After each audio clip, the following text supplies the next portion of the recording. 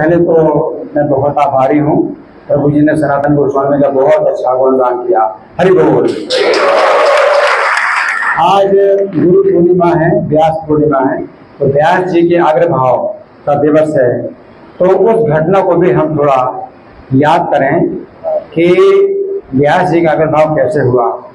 पराशर मुनि जिस समय नदी पार कर रहे थे और सत्यवती नाम की एक कन्या थी जो कि नौका चला रही थी, और पराशर मुनि ने उस समय विचार किया, गणना के अनुसार विचार किया कि ये समय ऐसा है कि जो भगवान का एक विशेष अवतार है होने वाला है, और सत्यवती से उन्होंने जो है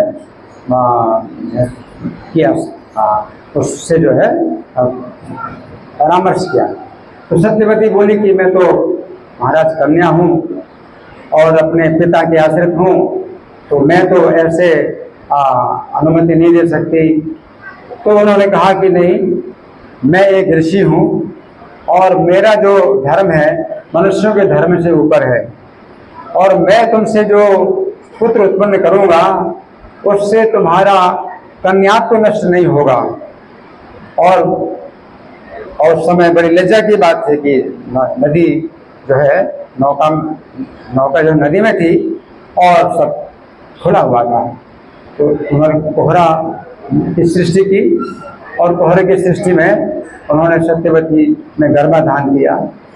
लेकिन ये जो भगवान का अवतार है व्यास जी, जो भगवान के साहित्य का अवतार हैं, तो इनका अवतार हुआ तो ये भी उनका दिव्य, जैसा भगवान के जन्म कर्म समय दिव्यम।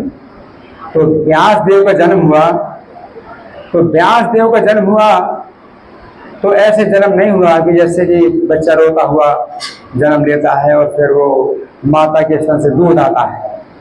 पराशर मुनि ने कहा था कि तुम्हारा कन्यात्व नष्ट नहीं होगा। तो व्यास जी जैसे ही जन्म लेते हैं तो तुरंत ही बड़े हो जाते हैं, उनका शरीर एकदम बड़ा हो जाता है, और माता सत्यवती को प्रणाम करते हैं और कहते हैं कि माँ अब मैं जा रहा हूँ बद्रिकाश्रम, वहाँ मैं तपस्या करूँगा, और जब तुम मुझे याद करोगी तो मैं आ जाऊँगा। तो ऐसे हैं व्यास जी। व्यास जी को जो है मतलब ऐसा नहीं है कि मतलब जन्म के बाद वो रोए और माता ने स्तन पिलाया। तो अगर माता ने स्तन नहीं पिलाया तो माता के स्तन में दूध की भी आवश्यकता नहीं थी, तो कन्यात्व नष्ट नहीं हुआ, सत्यवती का कन्यात्व नष्ट नहीं हुआ, और जैसे गर्भाधान हुआ उसी समय जन्म भी हो गया। तो गर्भ में भी जो है वो रही नहीं। व्यास जी ने ना तो गर्भ में निवास किया और तुरंत जन्म लिया, ना माता का दूध पिया, और माता को जो है आश्वासन दे करके चले गए कि मैं तपस्या करने जा रहा हूँ बद्रिकाश्रम, और जब तुम मुझे याद करोगे तो मैं आऊँगा, आ जाऊँगा। हाँ, उस समय कोई मोबाइल भी नहीं, बिना किसी मोबाइल के, है ना। तो ये जो है मतलब व्यास जी का जो है ऐसा दिव्य जन्म है। तो उनके बारे में कहा जाता है, नमो तुते व्यास विशाल बुद्धे फुल्लारविंदायत पत्र नेत्र येन त्वया भारत तैल पूर्णा प्रज्वालितो ज्ञानमयः प्रदीपः।